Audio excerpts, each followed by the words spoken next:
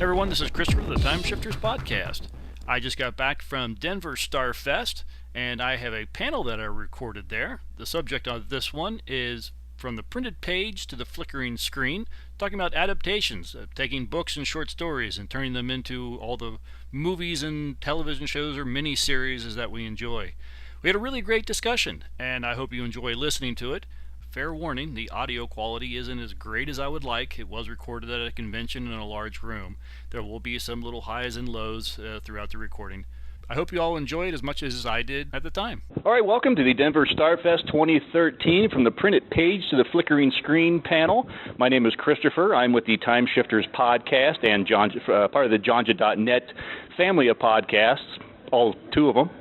Orphan Entertainment, if I can just plug that one real quick, is my other podcast, and that is a podcast where we're kind of digging through and exploring films and radio and such of public domain.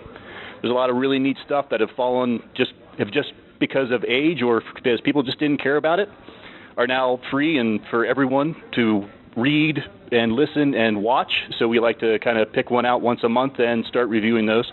But this panel is not about public domain, although kind of maybe is a little bit, because the idea is talking about adaptations from printed materials to the screen, whether it be television or movie. And this is something that's been done since the moving pictures started. Some of the earliest silent pictures, certainly that were kind of genre-related, were things like Frankenstein and First Men in the Moon, that sort of thing. And I think we can all agree that over the years, these adaptations, some have been really good, and we've really enjoyed them. And others, we went, why did you do that to my favorite book? So I thought we would just kind of discuss and talk about, what happens to these things? Why do you think they make the changes that they do? And this is all just from a fan's perspective. I was hoping to have an expert in with me. Again, this panel just sort of, I think the 9 a.m. Start time sort of made a lot of things kind of fall apart. So I do apologize. So this is really going to be a little slipshod here. So this is all going to be from a fan's perspective. But, hey, we're all fans. And the fans are the ones that go see the movies. We're the ones that pay the bills for these studios and stuff. So why shouldn't it be our perspective? We should have a say and a little bit of criticism on the matter. So let's talk about just real generally about what goes into when they make these adaptations. I mean, there's obviously going to have to be a little bit of editing. What we see in the movie theater is abridged to what is often in the book. But I think we've all kind of went, why wasn't that scene in there? And let me remind you too, this is an interactive panel. I mean, I want your opinions and I want your thoughts. So anytime you guys have anything to say, throw your hands up, and I'll of course throw out some questions. And then just, throw your hands up and let me get to you with the mic so I can make sure to hear you. I already got a hand. I love it. All the way in the back, of course. I'm a writer. I've done some adapting, finding out the difference between what you write in a fiction as a fiction work and what you write as a screenplay is sort of where the fundamental differences begin in genre. And so I'm wondering if we could chat about that a little bit. Sure. Did you have any specifics in mind or any on the topic? Well, an example that jumps to mind for me that isn't a sci-fi example, but is an example of an adaptation of something that's out in public domain is Talented Mr. Ripley.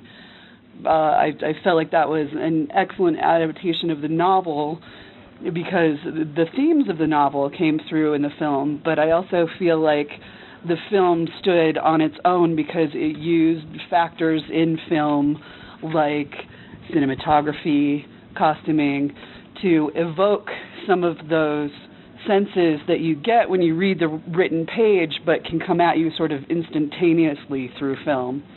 Like the moment when he was talking in the mirror to himself. or the moment when they were riding the Vespa through the streets of Italy. All right, very good. Yeah, no, let me be clear. I don't want this to be like a let's bash the screenwriters panel or anything like that. I know that what they are doing. Yeah, oh disappointing. No, I know what they're doing is an incredible task, and it's one of those things that you know is thankless because someone isn't going to like what you did. Regardless of how good the film is, you know, there's always going to be someone that's going to come in and say, "Oh, but you left out my favorite part." So, yeah, I don't want this to turn into, and I didn't expect it to be any kind of a bash the writer or anything like that. But I mean, there are times. Yes, sir. Well, I just want to hold it. Okay. I think that especially when you're dealing with public domain stuff, the problem that you run into is that the time period is 75 years, and there's going to be a cultural disconnect there that may need some updating. So I don't know necessarily that the adapters are trying to completely, kill the project. They're trying to kill the work. They want to make it more relevant or up to date. And sometimes it's just, that the time for that particular work may have passed, and they're trying to do the best they can with it. John Carter kind of thing. Yeah, exactly. So there's sort of. Yeah, that you're right. Yes, there is. You have to update things to try to fit it into current times. Something that was written in the late 1800s is going to have a lot of themes aren't going to hold up to a 21st century audience. That is true of definitely the older stuff. But of course, there's lots of adaptations that are more recent. Which can be just sometimes it's the most popular thing, and so the studio wants to, cash in on what they can, maybe, and bring it to a larger audience, and so they do a film adaptation, thinking things like Hunger Games or Twilight or any number of those. Or even go back, Jurassic Park. Jurassic Park was actually one that I felt was, for the time and everything, I thought it was a great adaptation of the book. No, you couldn't fit everything that was in that book. That's you got to remember. You pick up some of these books; they're how thick? A typical screenplay probably not even as thick as that book. You can't fit it all. And sometimes with something like, especially in the genre, you can imagine it and you can put it on paper, but being able to put it on screen, again, you get the issue with what can you do with it at the time. What's the ratio? At one point I know it was said that a page of screenplay is worth a minute of screen time, but I know it's not really that necessarily anymore. It's still true. Is it about? It's about that. Yeah. So you're looking at if you're taking a 350-page novel and condensing it into a 120-page manuscript. You're going to have to try to keep only everything that drives the plot. But at the same time, there's the possibility of uplifting those things that were in there that maybe were a bit more turgid, like, say, Umberto Eco's In the Name of the Rose. The book itself is fairly ponderous, but it moves forward very well. Mostly making Franciscan monks into Scottish people is probably fine, too. But I like Scottish people as Russian submarine captains as well. So there you go. Yeah. Yeah, that's actually a film that I really enjoy. The Name of the Rose. I have not read the original, the novel or anything that was based off, but it's a movie I really enjoy. The movie is much more gripping. Yes. Okay. Well, if you're talking about a book that has a lot of descriptive qualities, like, say, for example, this is an old example, but How Green Was My Valley. Mm-hmm. There was a lot of stuff in there that was a description of the countryside, a description of the grinding poverty of the people and all of that, and visually you can do that in seconds. Right, yeah.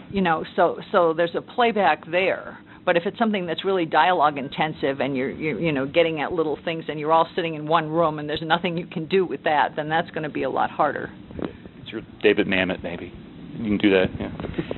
Yeah, and then on that question, there's a question of what are the creators trying to do in terms of faithfulness towards the original work?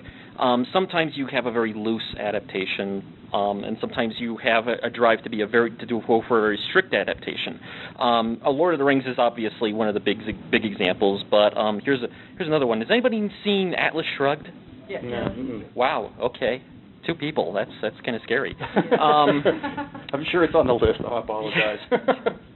Well, I mean, Atlas Shrugged, that movie, those movies are ideologically intended to be as, close to the book as possible, to the point where they're probably actually going to do the entire 3-hour speech in the last movie. Oh, they gotta. I mean, it's like, otherwise the ghost of Anne Rand will come up and eat their soul or something. But yeah, I mean, so there's a question there. I mean, how faithful is you? What am I trying to say? I don't know. I guess I just made my point. Yeah, I think you made a fine point, and I do the same thing. I start, and then I think, what was I trying to say? I hope I said it. Yeah, I hope I said it. Well, I think one of the big issues with adaptation is how something that really plays into it is how big the fan base is. If you have something like Harry Potter, obviously, or Twilight or Hunger Games, maybe not so Twilight.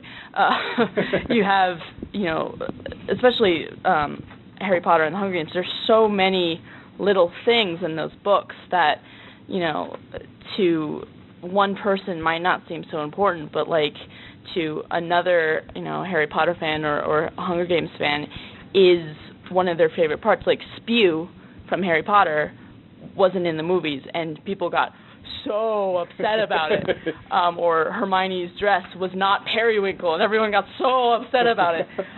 Where in reality, you look at some of the little details, and when it comes to making more people, movies make more people aware of the books just by people go and see the movies. Unfortunately, people don't read as much as they watch movies, because it's easier to just sit back and watch a movie. Guilty. And guilty. I think that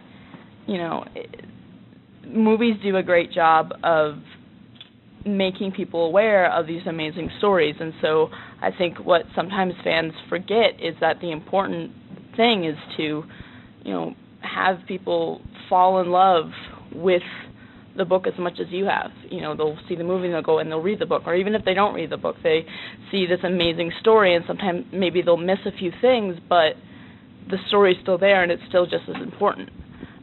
So I think that's sort of an issue of like, well, do we want to make the fans happy, or do we want to promote this amazing story and unfortunately have to skimp on a few details, So I don't know. I'm a screenwriter myself, and it's hard to. I've been thinking about writing, a couple of fan adaptations of some of my favorite books, and I'm like, oh God! Every time I write a page, I'm like, that's a minute. Oh God, I have so much. That's a minute.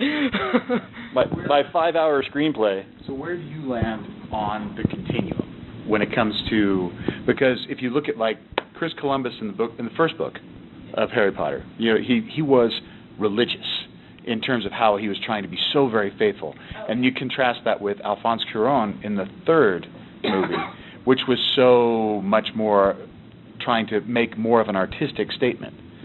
Where do you land on that continuum? And it's because that's all still within the same movie universe. Yeah, I'm a diehard Harry Potter fan, and I feel like I love the first few movies because they were so faithful, because they tried to keep as much in it, and once it got to the third and especially the fourth, it was sometimes me and my friends were a little disappointed because they left out some things that were really close to our hearts. But I think what the directors and the writers were faced with was that the first few books were much smaller, and so there wasn't quite as much to. They could put more details in and keep it at an hour, or not an hour, 2 hours or less, but once you got to third and fourth, then obviously, they had to split the last book into 2 movies. I think that speaks for itself. They still had things that were left out. that was definitely, that plays into it because, you know, the smaller the book is, the less minutes that you have to worry about. Well, I mean, you know, when you're talking about stuff like Deathly Hallows 1 and 2, or Twilight Breaking Dawn 1 and 2, and the book did not need to be 2. No, but neither did, but really neither did Deathly Hallows.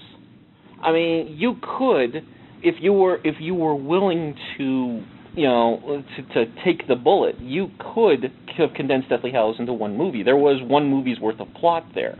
Yeah.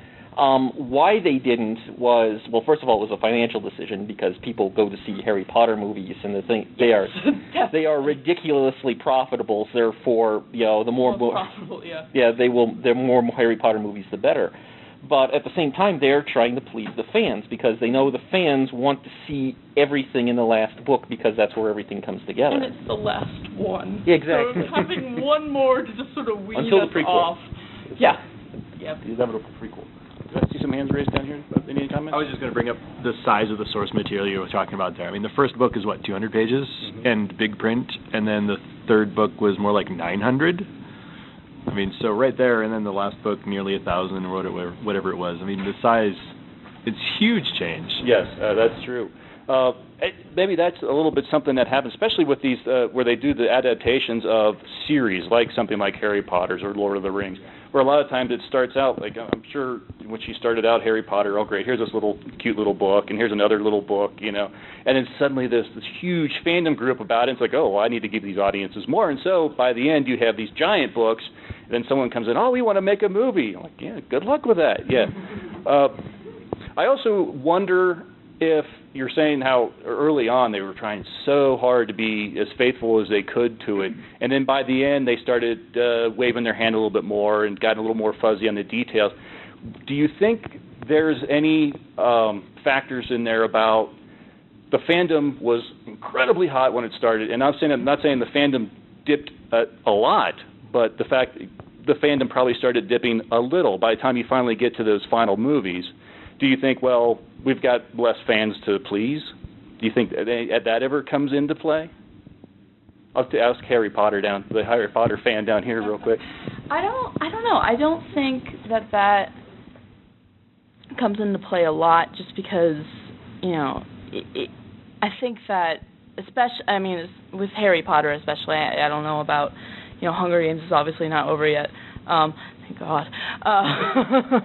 But with any series that's ending, when it comes to that end, the excitement and obviously the nostalgia and all, just the fan activity goes up so much that even if, like, I think it accommodates. And so I think that, yeah, the directors might have felt, oh, well, you know, it's sort of... Well, let me put it this way. Do you think the fandom shifted a little bit where suddenly you had a larger fan base of the films versus the fan base of the books? Let me put it that way. I think... Where then it becomes a little less important to be as faithful to the books because you're just trying to please the people that are coming to see the movies. I think with Harry Potter, I don't think that... Yeah, that may not be the best example, but it is one that I could think of that had a lot of books. Yeah. I think it depends on the book. If there's a series that is finished before the movie comes out, or finished, you know, almost finished before the first movie comes out, then I think it becomes more of, okay, it's we want to please the people who are fans of the movies because, you know, they're not as excited about the book because there isn't a new book coming out, so why not? Right. Yeah, remind me of the timeline. Wasn't she still writing like the last book or two when films were being? Yeah, that's what I thought. The movies were generally, I think, 2. Correct me if I'm wrong. I think there were 2 movies behind the books that she was writing. So I think because, you know, you'd see the movie and then for the last book, they had. I believe it was Goblet of Fire, maybe. They had that movie come out. It was Prisoner. Was it Prisoner? It was Prisoner of Azkaban was the last movie to come out. Was the movie out around the time of the last book? Of the last. Okay, yeah. Thank you for So, when I am tired. I have not had my coffee. When that movie came out, they made it come out specific when they found out when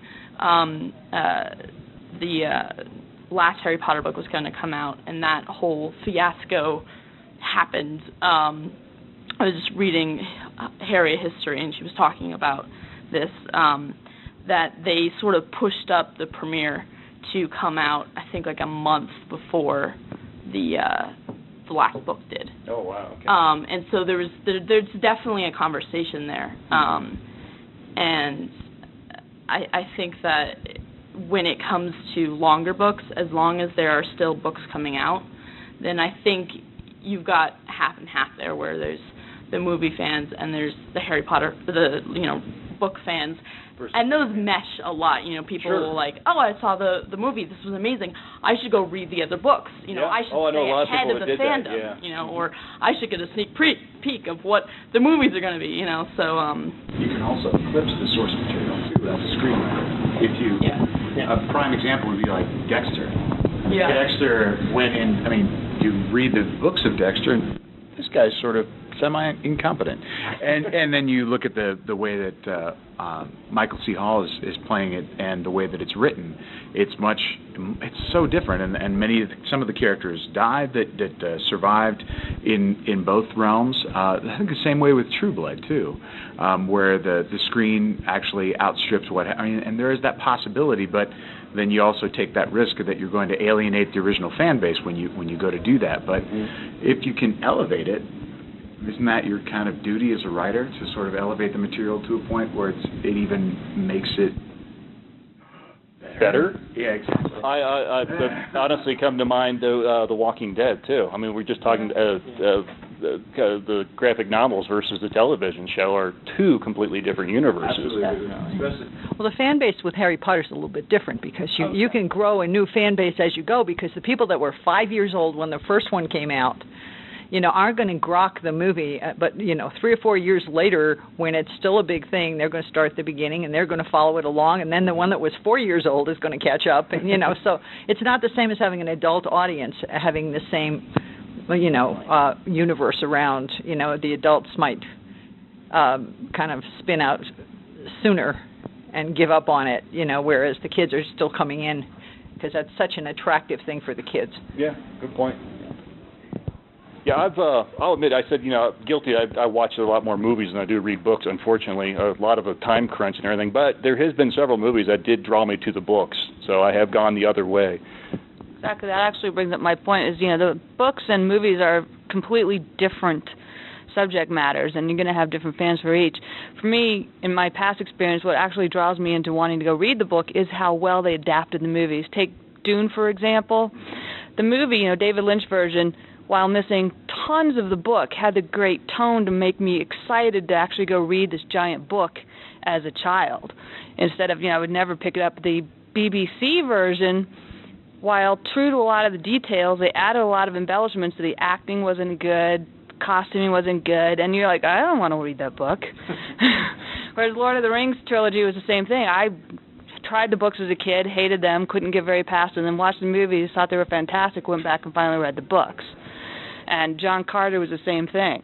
I loved the movie. Yeah, they didn't do the greatest job. There's a lot of things to it. They changed some stuff. But, I mean, if you read the books, he gets to Mars by looking at Mars, and then he's on Mars. You can't translate that to a movie. You can't go, and he's on Mars. So they had to develop some things and, plausible character-driven to get to that point. And, Deja Thoris in the books is like, oh, hi, I'm the princess. Great. It's like, I'm not going to read that. So I went back and read the whole series of John Carter after watching the Sci-Fi Channel came up with an adaptation of it. Was miserable after watching that. My dad was so excited. He called me and said, the books I kept telling you to read, now watch the movie. I watched the movie and went, never, ever, ever will I read the book. Never. So luckily, as much as people hate the Disney version made me read the books. I was so excited, and I loved every book. And I would have never gotten there. Sometimes, though, the adaptation does detract from the source material. I mean, take John Carter, for example. In the books, everybody's naked. Yeah. And and that's it. And you can't really do that on. You can't really do that in a movie adaptation. Really, you think? The tone of the movie and the sense of the books is where you're trying to go with the feel for it to make you go back and want to read the books and then really see where the source material was. Yeah. And that's the point to the movie.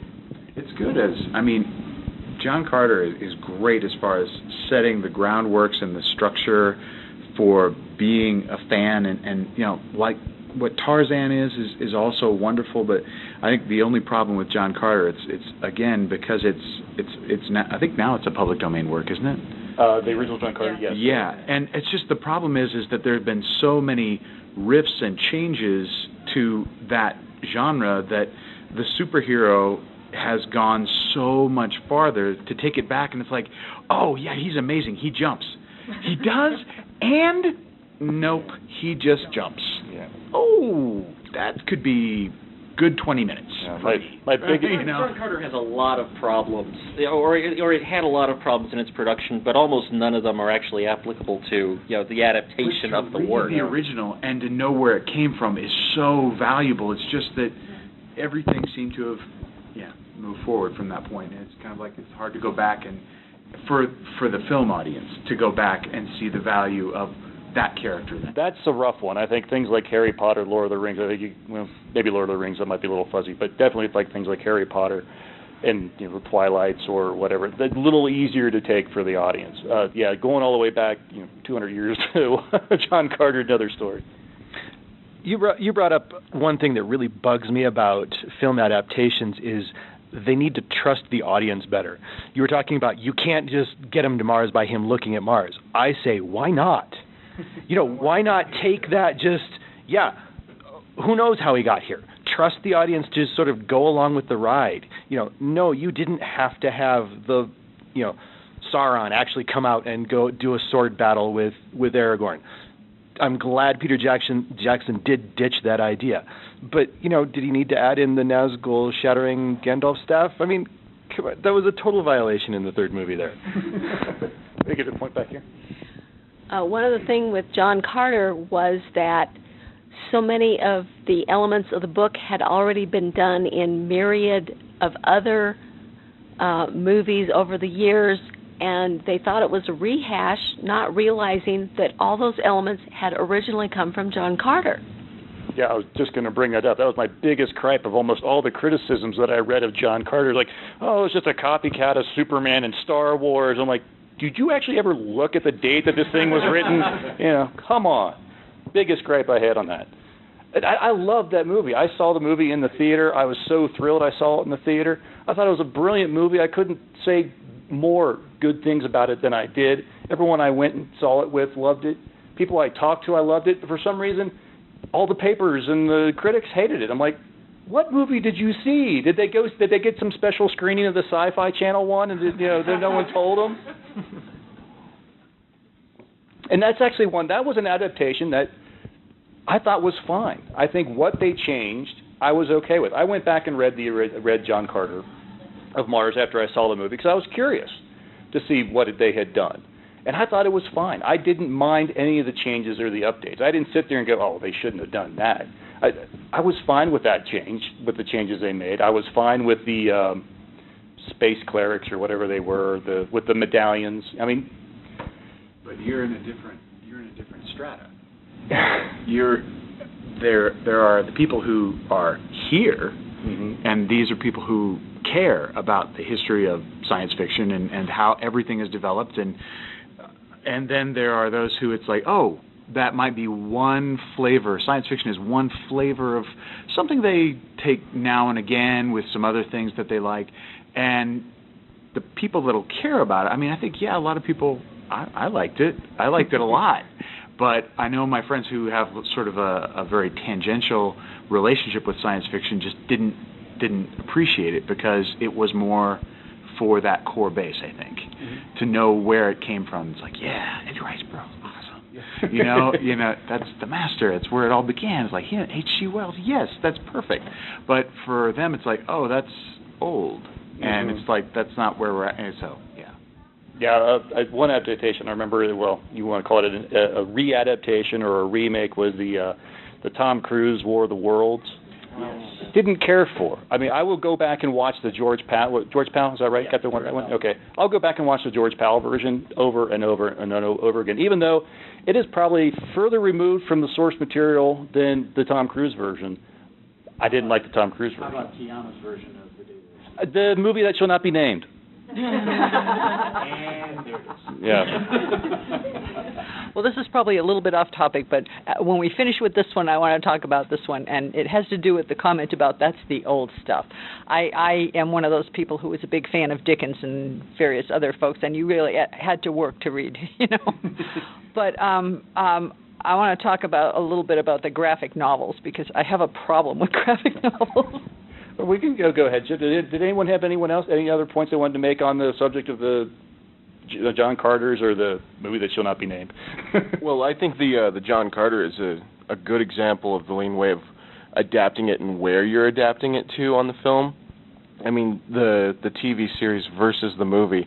Like, if you're adapting something to one TV series and where it's broadcasting versus if it's going into a movie. Like, the Game of Thrones series being on HBO and having this huge time to actually explain everything versus, like, Lord of the Rings getting cut into, like, 3.5, 4 hours per book. And just the amount that you can translate it where to. And then you take things like the Goodkin series when they tried and failed horribly to adapt it to the Secret Truth. It was an awful attempt, and what it was I think they chose the wrong medium, because it was on a public regular TV station, and if they'd done something like an HBO or a Showtime, they could have gotten away with more and been able to put more into it. I don't know. I read the Goodkin books, and I think they got exactly the adaptation they deserved. Oh, wow. Wow. All right, so let's shift a little bit into the graphic novels. I brought up The Walking Dead a little bit ago, and that's definitely as hot as The Walking Dead is right now. We got Melissa McBride downstairs for one thing. Definitely worth mentioning. So.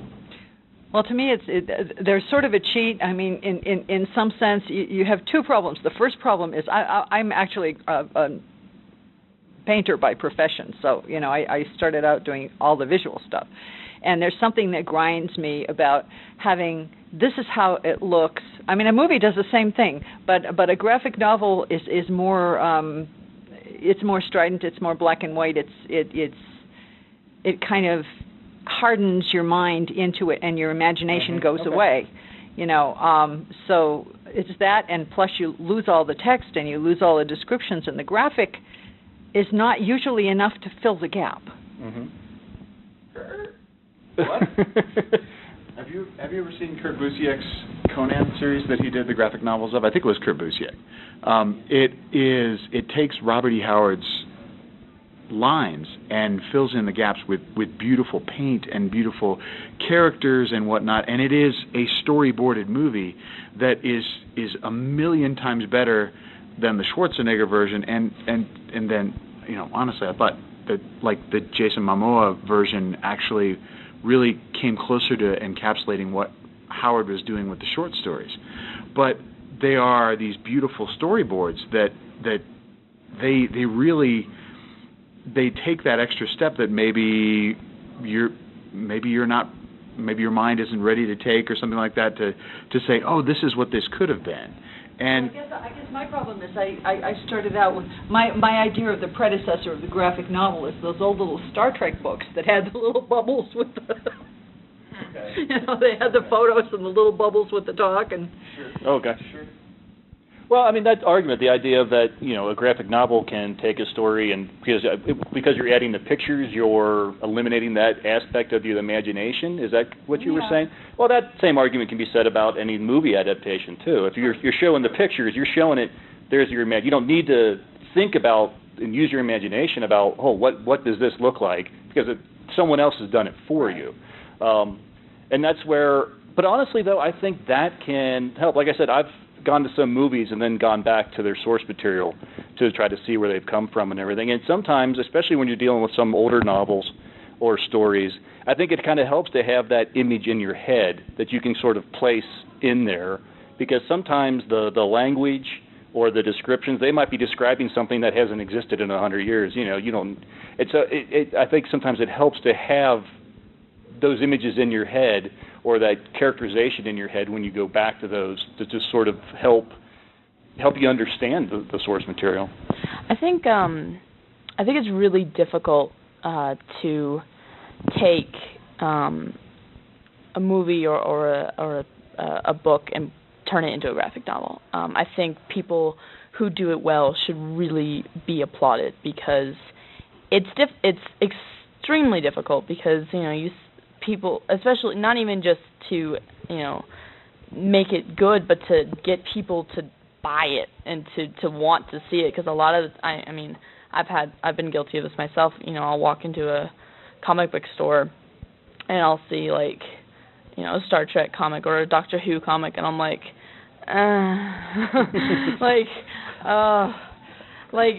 don't get me wrong, I'm a fan of fan fiction, but this is just weird. Sometimes it's sort of like but there are really amazing graphic adaptations of stories that we've already come to know and love, and I think it's just when it comes to making a book into a movie, obviously there is writing there that goes to the writing and the screenplay. But when it comes to a book, to a graphic novel, obviously there's writing there, but I think it's more difficult because obviously it's harder to be like, oh, this is the description. Like, you have to take it and you have to really be able to take the imagery that's in a book and put it to that. And depending on the book, there might not be as much imagery. That it might be more when it's more dialogue based. You're like, okay, what do these characters look like? How do I make this believable? But graphic novels are storyboarded the exact same way as films are in many cases, right? And they're able to take, they're also able to take time and change time and show different ways that time is expressed in terms of a graphic novel. Like, you might have someone who is, you'll see a punch come back, but you won't necessarily see the punch land, but you know that it did because you see the results of that later on. Like, I don't know if you've read the book Scott McCloud's Understanding Comics, but it's it's fascinating, and it takes in all of the things that the graphic novel can do is pretty magical, and it is a nice large stride towards the text, which is only your imagination, and the literal visual truth of the film. It's a wonderful intermediary step that still has you playing. You need to fill in the blanks with your mind as well. I think that's definitely something that needs to be considered. So. Anybody else have any points on that? Well, it's just when you're looking at those kind of adaptations, each one's going to speak to a different audience and a different part of your imagination as well. And I think a great example of that was The Stand, because Stephen King's The Stand, you have all three adaptations available, and all three speak to you differently as you're taking them in. And I mean, you can put different things into the graphic novel that you can versus into the film, and you get different feels out of it each way. So. Oh, absolutely. And yeah, a fan of one is not necessarily going to be a fan of another, or maybe someone will be a fan of two of them. I was just thinking of adaptations of graphic novels to movies, like Frank Miller, 300. Sin City. Sin City. Yes, yeah. Where the visual style in the graphic novel in Sin City is beautiful. I mean, it was so influenced by the art that he pulled into it. I think that's what was really helped that. That's why I love Sin City so much, is because it was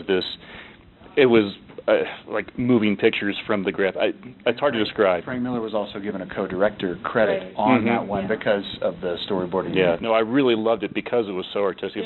The colors, they lit. I like the Watchmen, honestly. Yeah. I think that's it. I mean, your point over there, that comics and graphic novels are very different. I mean, they're written very differently. They're pictured very differently. So when you're talking about the Star Trek thing, that's a comic. And, yeah, they don't adapt well. They're fun. It's great for kids to get into and want to read and get into wanting to art and read and start reading. They would finally maybe hopefully read books. But it's a great place to start. But graphic novels are very, very different. They really are about the imagery of, you see the picture and then you can imagine more and go more with that, and they have better writing in the small writing that they have in it, and it is. They adapt very well into movies because they start visually and then they move more into a movie. They're not trying to make it from a book. Those don't come across so well. But then I want them to bring back miniseries.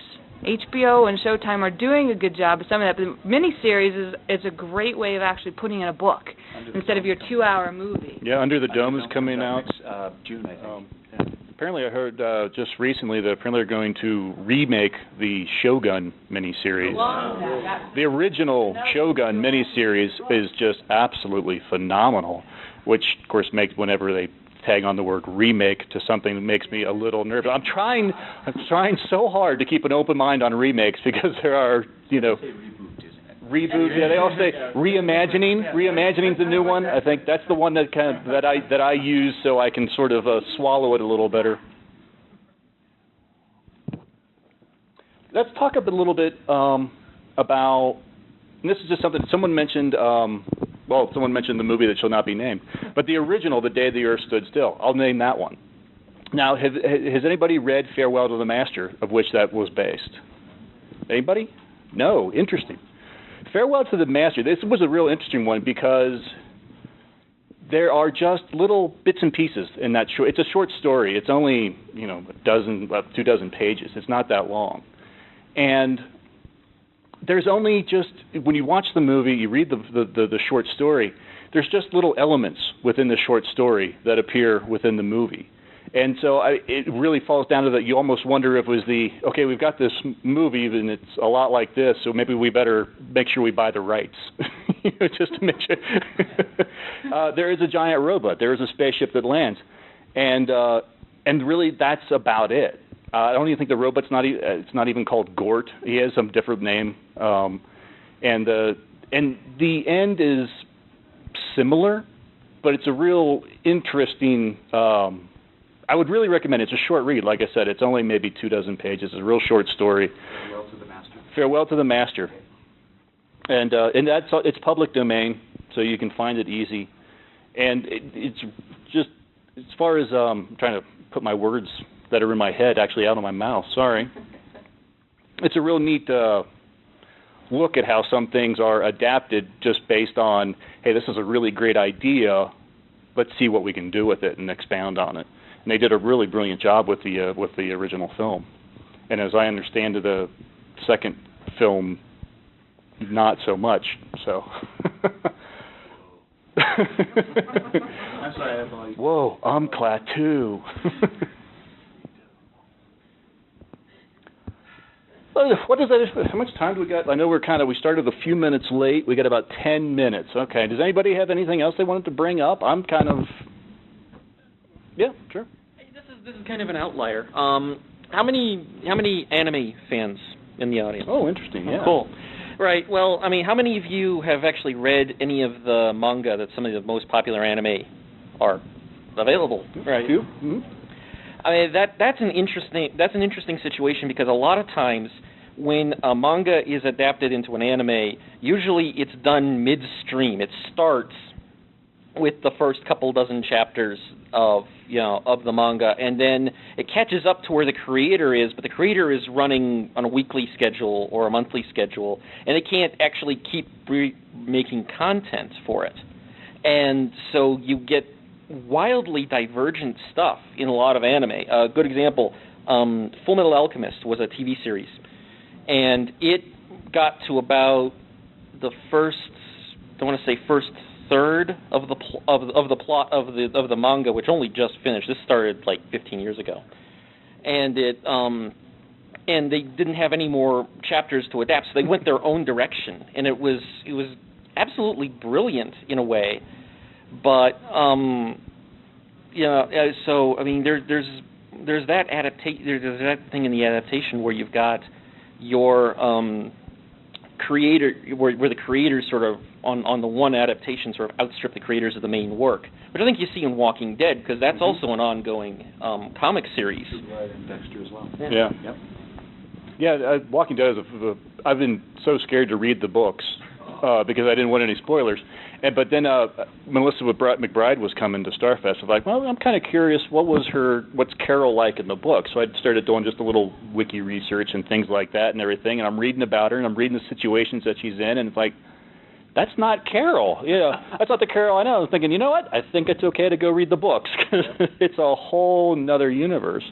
And you have Rick is in the comics has lost a hand, which is something that Kirkman actually talked about a couple of weeks ago on The Talking Dead. He said, man, I wish I hadn't done that. Because in the comics, you'll see Rick, it's like, well, what's Rick doing right now? It's like, well, he's buttoning his shirt. No, he's not buttoning his shirt because he only has one hand. And he's like, oh, he's going to open up this can. It's like, no. And I have to include another panel in the comic to hand the can to another person to open for Rick, which is kind of interesting, the changes he made. And then, I don't want to spoil anything, so, okay. Okay, good, thank you.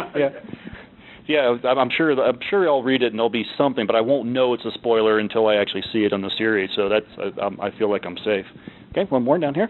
I'm going to, at the risk of getting myself in trouble with my mouth, I'm going to go back to the graphic novel for a minute. I do book reviews, and it's one of the things that people have asked me to review, and I'm going, I don't know where to start. So for those of you who spend a lot of time with graphic novels, I need some tips. Ellen Moore? Ellen Moore is great. Ellen, what were you looking for specifically in terms of? Are you just looking for a place to start? Alan Moore? Alan Moore, not Ellen. Yeah, I said Ellen. Alan. The Sandman series. Oh, yeah, very popular. He won the World Fantasy Award, and then after he won the World Fantasy Award, they exempted graphic novels to keep him out of it. It's amazing. It references Shakespeare and mythology, and it's absolutely beautiful. And he's a lovely man if you ever get to meet him. He's the nicest person. I like the graphic novels. I'm not a comic book fan. Superheroes, that stuff, it's just not very good because I love reading books. That's why I'm with you. The comic books just don't have enough in there for me. But the graphic novels meet my expectations between movies and books to really enjoy the story. And then you go, oh, I want to see that on the screen. Oh, Swamp Thing, yeah. And part of the thing with graphic novels is if you get the wrong illustrator, like I read Patterson's Witch and Wizard graphic novel, and I didn't think that much of the art. So you need the artist to bring the art forward. Mm-hmm. Like if you have the wrong reader on a good book, the wrong reader can absolutely kill the book. But the right reader can take something middling and make it truly extraordinary too. Yeah. Well, there's a part I love Patricia Briggs, and her graphic novels are horrible. I mean, they're just trying to make money. It's like the X-Files or any adaptation, Jurassic Park by Topps. I mean, when they make them in the comics, they're just terrible. And you can also find, I think it's also important to find the graphic novels that are telling a story graphically that is limited. There's one that's called Stitches about this kid that is getting surgery for cancer, but does not know that because the parents didn't tell this child that they had cancer.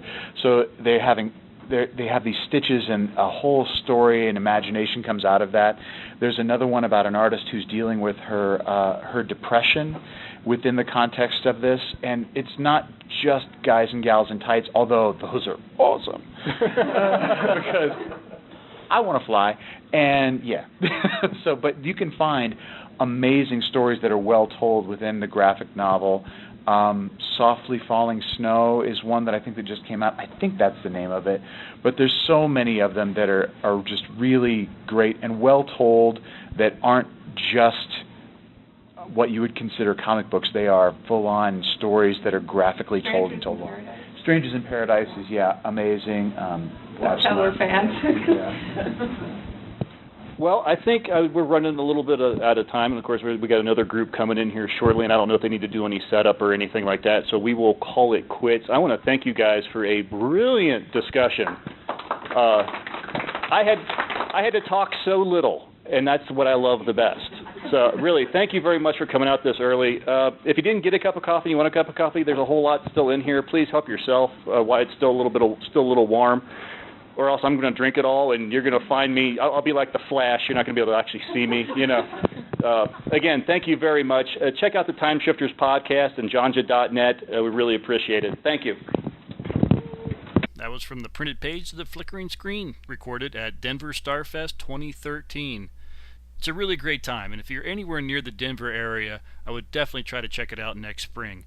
You can go to starland.com to read more about all the events that went on this year and to follow any news as it comes out for next year, including the dates, which I believe are in early May. I want to thank everyone that participated in this panel. It was a fantastic discussion. Everyone really brought their A game, and I really appreciate it.